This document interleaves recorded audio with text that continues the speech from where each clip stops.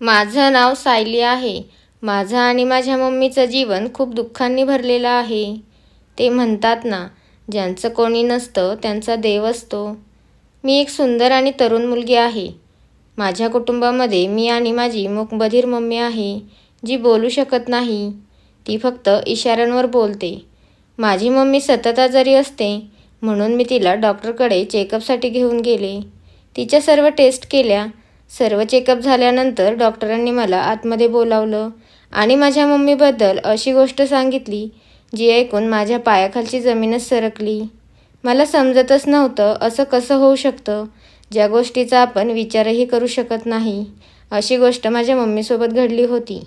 झालं असं की काही दिवसांपूर्वी माझ्या मम्मीची तब्येत अचानक बिघडली. ती जे काही अन्न खात होती ते तिला पचन होत नव्हतं. काहीही खाल्लं की तिला लगेच उलटी होत होती. मला वाटलं की तिला जेवण पचनाचा काहीतरी प्रॉब्लेम झाला आहे, म्हणून मी तिला डॉक्टरकडे घेऊन गेली. तेव्हा डॉक्टरांनी मला आतमध्ये बोलावलं आणि म्हणाले, तुमची मम्मी प्रेग्नेंट आहे. या वयात त्या प्रेग्नेंट कसं काय राहू शकतात? हे ऐकून तर मला धक्काच बसला.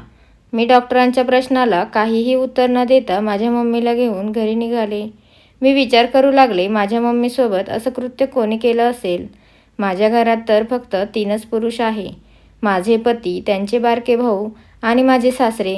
आत्तापर्यंत तर सर्व काही ठीकच चालू होतं. माझी मम्मी दिवसभर माझ्यासोबतच असायची. जेव्हा मी किचनमध्ये काम करत असायचे, तेव्हा ती माझ्यासमोरच टेबलवर बसून राहायची. ती माझ्यापासून अजिबात लांब जात नव्हती. मम्मीची तब्येत खराब असल्यामुळे दिवसभर मी तिची खूप काळजी घेत असायचे. माझ्या घरी दिवसभर मी आणि माझी मम्मीच असायची.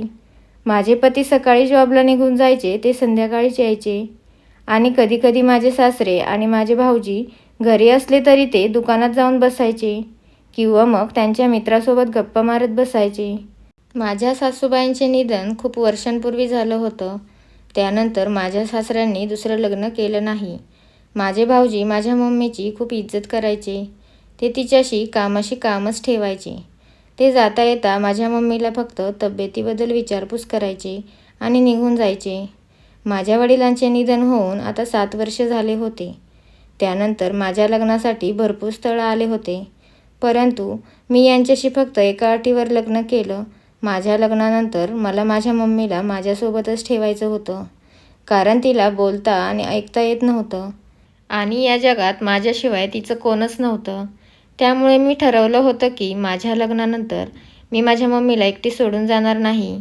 या गोष्टीमुळे माझं लग्न लवकर ठरत नव्हतं, कारण की आम्ही जे स्थळ पाहायचो त्या घरात त्या मुलाची मम्मी असायची. त्यामुळे ते माझी अट मान्य करत नव्हते. जेव्हा मला हे स्थळ आलं तेव्हा कळालं की त्यांच्या घरात एकही स्त्री नव्हती. त्यामुळे त्यांनीही माझी अट मान्य केली. आमचं लग्न व्हायच्या अगोदरच माझ्या पतीने माझ्या मम्मीसाठी एक वेगळी रूम तयार करून ठेवली होती. माझे पती माझ्या मम्मीची खूप इज्जत करत होते. माझे भाऊजी युनिव्हर्सिटीमध्ये शिक्षण घेत होते, त्यामुळे ते जास्तीत जास्त बाहेरच असायचे. कधीतरी घरी यायचे आणि बाहेरच्या लोकांवर संशय घ्यायला तिथे आमच्या ओळखीचं कोणीच नव्हतं. इच्छा नसतानाही माझा संशय घरात उपस्थित असलेल्या पुरुषांकडे जाऊ लागला. मी आता खूप मोठ्या संकटात सापडली, कारण की माझ्या मम्मीसोबत जे घडलं आहे ते सासरच्या लोकांना विचारलं तर ते माझ्या मम्मीसोबत मला पण घरातून बाहेर काढून टाकतील. आता मी खूप अस्वस्थ झाली होती. घरी पोचल्यावर मी आईला काहीच सांगितले नाही, कारण तिला जर ही गोष्ट सांगितली असती तर तिचा BP हाय होऊन तिला अटॅक आला असता. ती अगोदरपासूनच BPची पेशंट आहे. मी विचार करत माझ्या मम्मीच्या रूममध्ये माझ्या मम्मीसोबत बसले होते, तेव्हा माझी मम्मी मला कसले तरी इशारे करू लागली. मी तिला विचारले, काय झालं आहे? तू मला काय सांगायचा प्रयत्न करत आहेस? ती इशारे करून मला विचारत होती की डॉक्टरने तुला काय सांगितलं आहे? तू एवढी चूप का आहेस? मला जास्त बोलायची सवय असल्यामुळे मी आल्यापासून खूप गप्प होते. मी मम्मीला म्हणाले, अगं सर्व काही ठीक आहे. डॉक्टरने तुला औषध दिले आहे, ते घे आणि आराम कर. तू लवकरच बरी होशील. मी किचनमध्ये जेवण बनवत असतानासुद्धा माझ्या मम्मीबद्दलच विचार करत होते. तिला जरी ऐकायला आणि बोलायला येत नसलं तरी तिच्यासोबत कोणी काय केलं आहे हे तिला जाणवत तर असेल ना. असं कोण असेल जे माझ्या मम्मीच्या जवळ येत असेल आणि तिचा गैरफायदा घेत असेल? हा सर्व विचार करून आता माझं डोकं खूप जोरात दुखत होतं असं वाटत होतं की आता माझ्या डोक्याची नस फाटेल. मला काहीच समजत नव्हतं की आता काय करायचं. माझ्या नवऱ्याला सांगितलं तर माझा नवरा त्यांचा भाऊ आणि त्यांच्या वडिलांबद्दल असल्या गोष्टी अजिबात ऐकून घेणार नाही. जेव्हा माझे पती ऑफिसवरून आले तेव्हा माझ्यासाठी फुलांचा गुच्छ घेऊन आले. तो गुच्छ पाहून मला हसायला पण येत नव्हतं, कारण की मी ज्या अडचणीमध्ये होते त्या अडचणी मला सहन होत नव्हत्या. त्यामुळे त्यांनी मला विचारलं, काय झालं सायली, तुझी तब्येत तर ठीक आहे ना? आता मी त्यांना काय उत्तर देणार होते. मी म्हणाले, काही नाही, माझं जरा डोकं दुखत आहे. त्यावर ते म्हणाले, ठीक आहे, जेवण करून घे आणि गोळी खाऊन झोपून जा. कारण की माझा विचार चालला होता की जेवण झाल्यानंतर आपण शॉपिंग करायला जायचं होतं. परंतु तुझी तब्येत ठीक नसेल तर तू आराम कर. जेवण करून मी माझ्या बेडरूममध्ये आले आणि माझ्या मम्मीचे रिपोर्ट कोणी पाहू नये म्हणून कपाटामध्ये लपून ठेवले. मला जाणून घ्यायचं होतं की माझ्या मम्मीच्या रूममध्ये रात्री गुपचूप कोण जातं. रात्री जेव्हा ते बेडरूममध्ये आले तेव्हा मी त्यांना सांगितलं की मम्मीची तब्येत थोडी खराब आहे. त्यावर ते मला विचारू लागले की काय झालं आहे तुझ्या मम्मीला? मी म्हणाले, त्यांचा BP जरा वाढला आहे, त्यामुळे आजच्या दिवस मला मम्मीच्या रूममध्ये झोपायचं आहे. माझंच बोलणं ऐकून म्हणाले, यात विचारायचं काय आहे? जा तू तुझ्या मम्मीच्या रूममध्ये झोप आणि तिची नीट काळजी घे. माझा नवरा खूप चांगला माणूस होता. त्यांनी मला माझ्या मम्मीच्या बाबतीत कधीच कसलेही बंधनं लावली नाहीत. मी जाऊन माझ्या मम्मीच्या शेजारी झोपले. माझी मम्मी झोपली होती. आईची झोपेतील अस्वस्थ पाहून मलाच धक्का बसला. याचा अर्थ कोणीतरी माझ्या मम्मीच्या रूममध्ये येत होतं आणि माझ्या मम्मीसोबत कोणीतरी रात्रभर. या गोष्टीचा विचार करून मी रात्रभर झोपू शकली नाही. परंतु त्या रात्री माझ्या मम्मीच्या रूममध्ये कोणीच आलं नव्हतं. दुसऱ्या दिवशी सकाळी नाश्त्यानंतर माझे भाऊजी आणि माझा नवरा ऑफिससाठी निघून गेला आणि माझे सासरे त्यांच्या रूममध्ये निघून गेले. त्यानंतर मी माझ्या मम्मीला माझ्या रूममध्ये घेऊन गेली आणि तिला विचारलं, तुझ्या रूममध्ये रात्री कोण येतं का? त्यानंतर जे माझ्या मम्मीने मला सांगितलं ते ऐकून संपूर्ण शरीर सुन्न झालं होतं. तिने सांगितलं की रात्री तिच्या रूममध्ये कोणीतरी माणूस येतो आणि माझ्या तोंडाला कसलं तरी औषध लावून मला बेशुद्ध करतो. त्यानंतर मला काहीच समजत नाही की माझ्यासोबत काय घडतं. मी त्या माणसाला आजपर्यंत पाहिलं नाही. त्यानंतर माझा पहिला संशय माझ्या सासऱ्यांवरच गेला, कारण की माझे सासरे 24 तास घरातच असतात. नंतर असा विचार आला की ते तर खूप चांगले व्यक्ती आहेत. ते त्यांच्या वारलेल्या पत्नीबद्दल देवाकडे रोज प्रार्थना करत असतात की देवा, माझ्या पत्नीच्या आत्म्याला शांती लाभो. आता माझ्या मनात खूप वेगवेगळे विचार येत होते. एकीकडे माझे सासरे आणि एकीकडे माझे भाऊजी, कारण की माझे भाऊजी पण रात्रभर जागे असतात. कारण की मला रात्रीचा अधूनमधून टीव्हीचा आवाज येत असतो. आणि एकदा तर ते मला म्हणाले की वहिनी, तुम्ही तुमच्या मम्मीवर गेला आहात. तुमची मम्मी खूप सुंदर आहे. तुमची मम्मी तुमच्या मम्मीसारखी दिसत नाही तर तुमच्या मोठ्या बहिणीसारखी दिसते. तेव्हा मी त्यांचं बोलणं हसण्यावारे सोडून दिलं होतं. पण आता मला ते आठवल्यावर मला त्यांच्यावरच संशय येऊ लागला आहे. माझी मजबुरी अशी होती की जर मी आवाज उठवला तर मला घटस्फोट द्यायला त्यांना वेळ लागणार नाही. माझा नवरा लाख चांगला आहे, पण तो त्यांच्या वडिलांच्या विरोधात काहीही ऐकत नाही आणि स्वीकारतही नाही. तो त्यांच्या वडिलांचा जेवढा आदर करतो तेवढाच माझ्या मम्मीचाही करतो. तसं तर माझे सासरे माझ्या मम्मीला बहीण मानत होते. त्यांनी कधी माझ्या मम्मीकडे वर नजर करूनही पाहिलं नाही. परंतु जे काही सभ्यपणाच्या आडून चाललं होतं ते खूप घाणेरडं काम होतं. त्यामुळे मला माझ्या सासऱ्यांवर आता खूप राग येत होता. आता मला मागची एक गोष्ट आठवली होती. माझी मम्मी जेव्हा माझ्यासोबत किचनमध्ये असायची तेव्हा माझे सासरे यायचे आणि मला म्हणायचे, माझ्या बेडवरची बेडशीट बदलून घे आणि साफसफाई करून घे. मी जेव्हा त्यांची कामं करून किचनमध्ये यायचे तेव्हा ते त्यांच्यासाठी चहा बनवत असायचे आणि मला म्हणायचे, तू खूप दमली असशील म्हणून मी स्वतः चहा बनवला.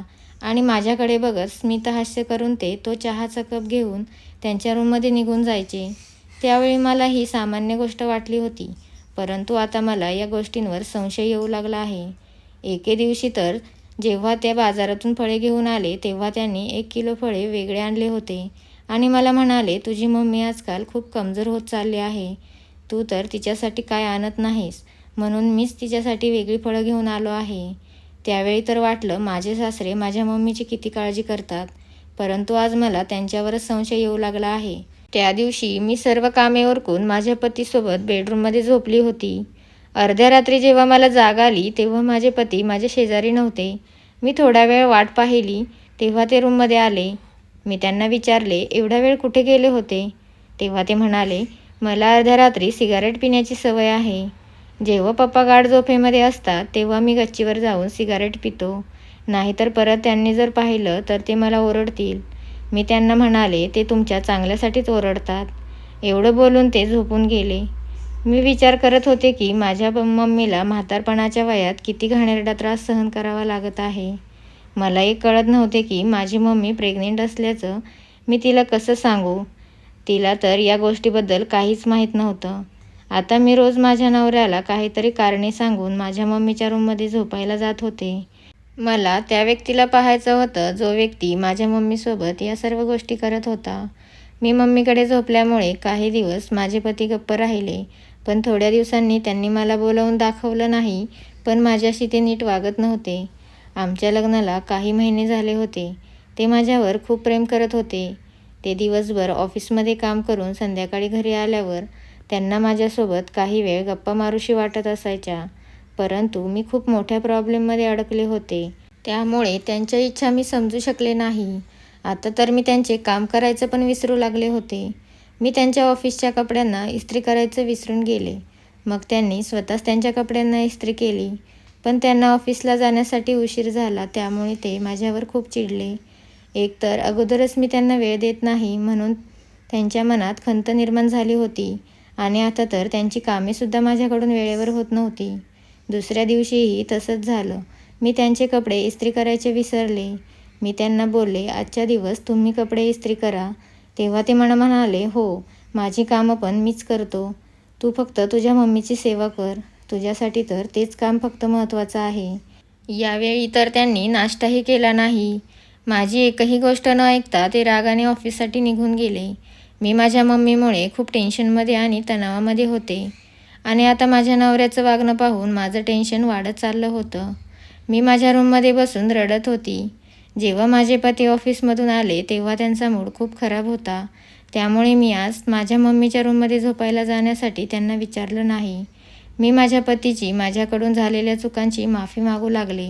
तेव्हा ते म्हणाले, तू आता माफी मागून माझ्या भावना दुखवू नकोस. अगं सायली, तुला कसं कळत नाही? तू विचार करायला हवा. एकतर दिवसभर ऑफिसमध्ये असल्यामुळे मला तुझ्याशी दिवसभर काहीच बोलता येत नाही, आणि जेव्हा मी घरी येतो तेव्हा तुला माझ्यासाठी वेळ नसतो. तूच सांग, असं जर चालू राहिलं तर कसं आपलं नातं टिकेल? आपण दोघांनी एकमेकांना समजून घ्यायला हवं. मी त्यांना प्रॉमिस केलं की इथून पुढे माझ्याकडून अशा चुका होणार नाही. त्यांनीही आमच्यामध्ये जे काही चाललं ते विषय सोडून दिले आणि खुश झाले. त्यानंतर आम्ही झोपून गेलो. जेव्हा मी सकाळी झोपेतून उठले आणि किचनमध्ये आले तेव्हा माझ्या मम्मीने इशारे करून मला विचारले की काल रात्री तू माझ्या रूममध्ये झोपायला का आली नाहीस? काल रात्री तो व्यक्ती माझ्या रूममध्ये आला होता, आणि काल रात्री त्याने मला खूप वेदना दिल्या आहेत. मम्मी माझ्या गळ्यात पडून खूप रडू लागली. मला माझ्या मम्मीचं खूप वाईट वाटत होतं. तिचं रडणं पाहून माझ्या काळजात खूप वेदना होत होत्या.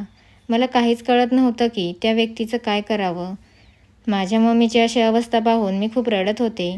आमचं या शहरामध्ये कोणीच नातेवाईक नव्हतं ज्यावर मी विश्वास ठेवून माझ्या मम्मीला काही दिवस त्यांच्याकडे ठेवलं असतं, आणि तिला बोलायला आणि ऐकायला येत नसल्यामुळे तिचा बाहेर कुठे बंदोबस्त करू शकत नव्हते.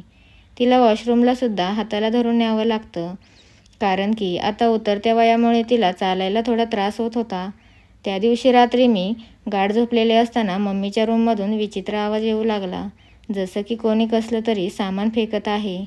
मी उठून शेजारी पाहिलं तेव्हा माझे पती माझ्या शेजारी नव्हते, म्हणून मी पटकन उठून माझ्या मम्मीच्या रूमकडे पळत गेली. तेव्हा माझे भाऊजी माझ्या मम्मीच्या रूममध्ये होते, आणि मम्मी खूप घाबरली होती. ती मला काहीतरी सांगण्याचा प्रयत्न करत होती, पण ती एवढी घाबरली होती की मला ती काही इशारे करत आहे काहीच समजत नव्हतं. ती मला असे इशारे करत होती की तिला कोणीतरी जोरात मिठीत पकडून ठेवलं होतं. माझे भाऊजी माझ्या मम्मीच्या बेडच्या शेजारीच उभे होते. मला पाहून ते खूप घाबरले. मला असं वाटलं की माझ्या मम्मीच्या या अवस्थेला तेच जबाबदार आहेत. मी रागाने त्यांच्याजवळ गेली, त्यांची कॉलर पकडली आणि त्यांच्या कानाखाली मारली, आणि त्यांना म्हणाले, तुम्हाला लाज नाही का वाटली माझ्या मम्मीसोबत या सर्व गोष्टी करताना?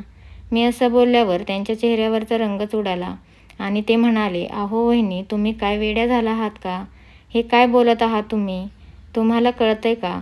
तुमच्या मम्मीच्या रूममधून आवाज येत होता म्हणून मी काय झालं आहे ते पाहण्यासाठी आलो आहे. मी त्यांना म्हणाले, खोटं बोलू नका. तुम्ही मला पाहून कारणे बनवत आहात. तुम्ही रोज रात्री माझ्या मम्मीला तुमच्या वासनेचा बळी बनवता. आज मी तुमचा जीव घेतल्याशिवाय तुम्हाला सोडणार नाही. माझ्या ओरडण्याचा आवाज ऐकून माझे पती आणि माझे सासरे पण तिथे आले.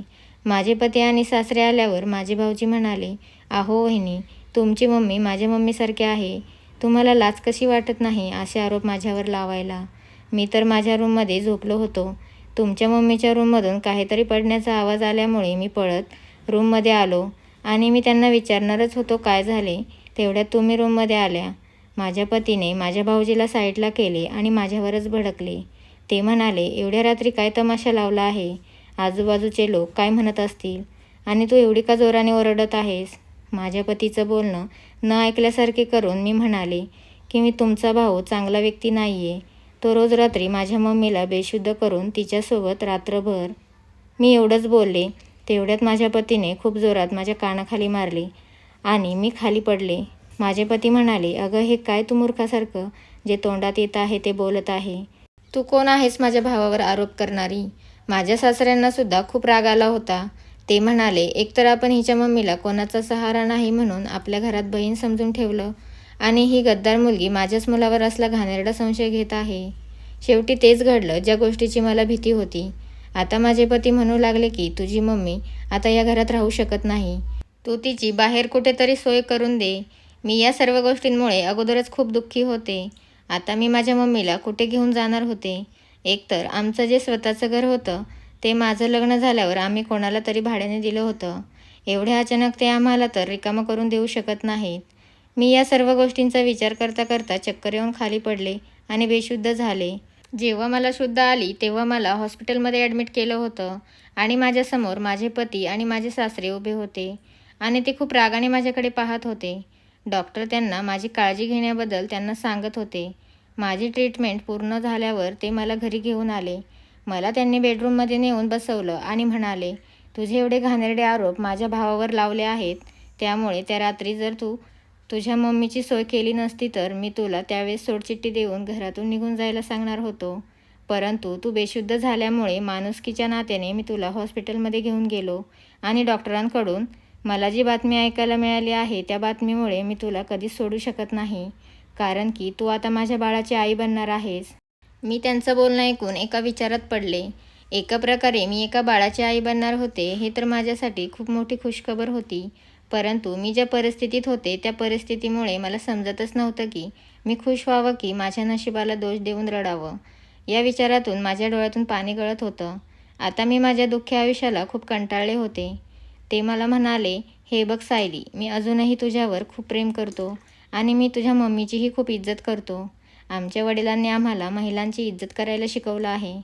तुला कधी आपल्या शेजाऱ्या पाजाऱ्यांकडून आमच्याबद्दल अशा काही गोष्टी ऐकायला मिळाल्या आहेत का? जे आरोप तू माझ्या भावावर लावले आहेत ते खूप खालच्या थराचे आहेत. आपल्या सर्वांचं भलं यातच आहे की तू त्यांची माफी माग, कारण की पप्पा पण खूप रागावले आहेत. जर तू त्यांची माफी नाही मागितली तर तुझ्या मम्मीला या घरात आपल्यासोबत राहता येणार नाही. आता तूच विचार कर काय करायचं आहे. तुझ्या मम्मीला या घरात ठेवायचं आहे की नाही? आता या सर्व गोष्टी माझ्या सहनशीलतेच्या बाहेर गेल्या होत्या. म्हणून मी झटकन उठले आणि कपाटातून माझ्या मम्मीचे ते रिपोर्ट काढले आणि माझ्या पतीच्या हातावर ठेवले. जेव्हा त्यांनी ते रिपोर्ट वाचायला सुरुवात केली तेव्हा त्यांना खूप मोठा झटका बसला. ते त्या रिपोर्टला सारखं सारखं वाचू लागले. मी रडत रडत त्यांना म्हणाले, आता तुम्हीच सांगा, हे रिपोर्ट वाचून मी कसला विचार केला पाहिजे? अहो, कितीतरी महिन्यापासून माझी मम्मी माझ्यासोबत याच घरात राहत आहे. आपल्या घरातील कोणीतरी व्यक्ती माझ्या मम्मीला बेशुद्ध व्हायच्या गोळ्या देतो आणि रात्रभर त्यांच्यासोबत असे घाणेरडे कृत्य करतो. माझी मम्मी नाही बोलू शकत आणि नाही ऐकू शकत आणि त्या व्यक्तीला ओळखू शकत नाही, कारण की तो व्यक्ती तिच्याजवळ येतो तेव्हा ती बेशुद्ध अवस्थेत असते. जेव्हा ती शुद्धीवर येते तेव्हा तिला समजते की आपल्यासोबत काहीतरी चुकीचं घडत आहे. आता तुम्हीच सांगा, मी संशय घेऊ तर कोणावर घेऊ? मला तुमच्या भावाची माफी मागायला काहीच अडचण नाही. मी त्यांची माफी मागून आपला संसार तुटण्यापासून वाचवू शकते. परंतु आज ज्या त्रासातून माझी मम्मी जात आहे त्या सर्व गोष्टींना जबाबदार कोण आहे? तुम्ही तर माझे पती परमेश्वर आहात. तुमच्या सुशिक्षितपणाबद्दल मी आजूबाजूच्या लोकांना विचारायची काय गरज आहे? आज माझी मम्मी तुमच्या घरात राहूनसुद्धा सुरक्षित नाही आहे. या सर्व गोष्टींना कोण दोषी आहे? मला सोडचिठ्ठी देऊन घरातून हाकलून देणे तुमच्यासाठी सोपी गोष्ट आहे. परंतु तुम्ही जर खरंच एक इमानदार व्यक्ती आहात तर मला सर्वांची DNA टेस्ट करून DNA रिपोर्ट दाखवा. खरं काय आणि खोटं काय ते आपोआप समोर येईल. आणि जर तुमच्यापैकी कोणीही या गोष्टीमध्ये दोषी आढळला तर त्याला काय शिक्षा करायची तेही सांगा. त्यावर ते म्हणाले, आमच्यापैकी कोणीही या गोष्टीत दोषी आढळला तर त्या व्यक्तीला पोलिसांच्या ताब्यात देऊन टाक. आणि ते सर्व DNA टेस्ट करण्यासाठी तयार झाले. काही दिवसातच DNA टेस्टचे रिपोर्ट आले आणि माझ्या पतीने ते माझ्यासमोर ठेवले. जेव्हा मी ते रिपोर्ट वाचले तेव्हा मला धक्काच बसला. कारण की घरातील तिन्ही व्यक्तींची त्या रिपोर्टमध्ये नावे नव्हती. ते तिघेही बेकसूर होते. मला असं वाटत होतं की हे सर्व रिपोर्ट चुकीचे आहेत.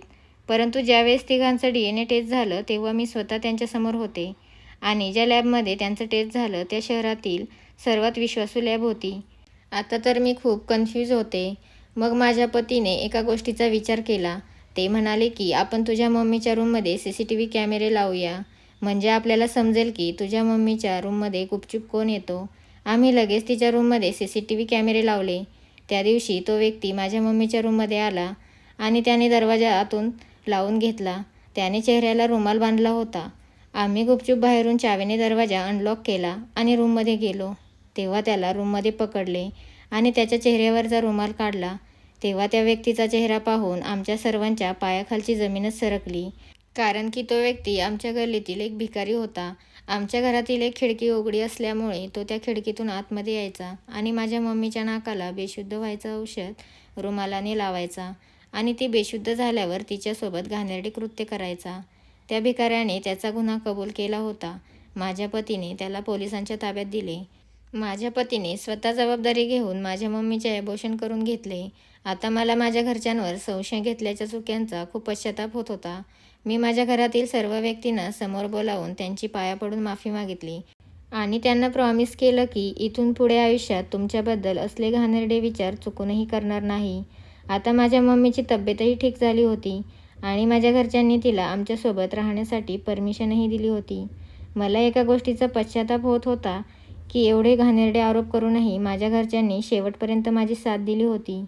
या गोष्टीमुळे मला एक गोष्ट चांगली समजली की कधीकधी अशा गोष्टी घडतात ज्या आपल्यासमोर घडत असतात, परंतु त्या गोष्टी खऱ्या नसतात. त्यामुळे कधीही कुठल्याही गोष्टीची शहानिशा केल्याशिवाय कोणावरही आरोप करू नये. एका चुकीच्या विचारामुळे आज माझा संसार तुटता तुटता वाचला होता. माझ्या सासऱ्यांनी आणि माझ्या भाऊजींनी सुद्धा मला माफ केलं होतं. आता आम्ही सर्व एकदम सहखुशीने एका घरात एकत्र राहत होतो. मित्रांनो, आशा करते की तुम्हाला आमची आजची स्टोरी खूप आवडली असेल. जर आवडली असेल तर लगेच चॅनलला सबस्क्राईब करा. धन्यवाद. आभारी आहोत.